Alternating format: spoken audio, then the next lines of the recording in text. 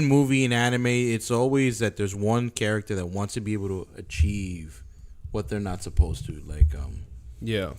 I think about, like, for example, My Hero Academia, Bakugo. He's always trying to achieve to be the number one hero, even though Deku has like All Might's powers.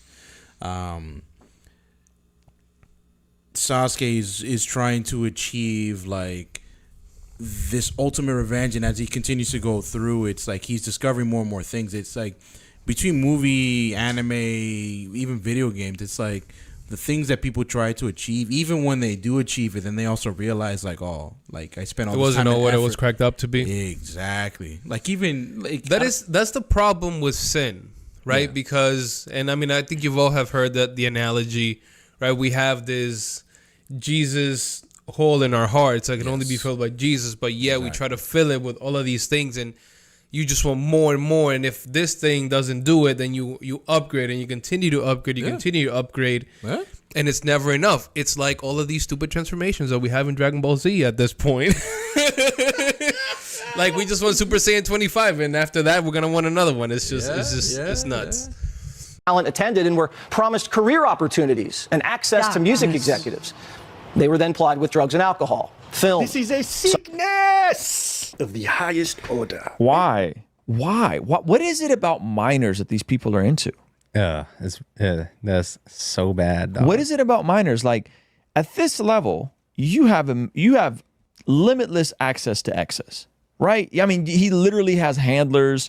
He has people that go and carry his like one of those people got taken into custody. He has this chief of staff that finds these people for him. What is it about minors? Like Someone said power. Yeah, I don't. Maybe power, innocence. Someone said innocence. I mean, I think even what is it? They have access to excess. There's nothing they believe they cannot have, and then there's this one last thing that they tell you cannot have. Yeah. All right. So before we get into some of the allegations that you wanted to share, let's talk about this One Piece, because this is something that at least somebody that doesn't follow all of this stuff, I even know that it just seems to be like this fetish when it comes to like kids. Yes. And that point that this guy made like really like hit me, because it's like, you know, all of these people have so much money. They have so much power, so many things that they could have. They can basically have anything in the world except for Jesus.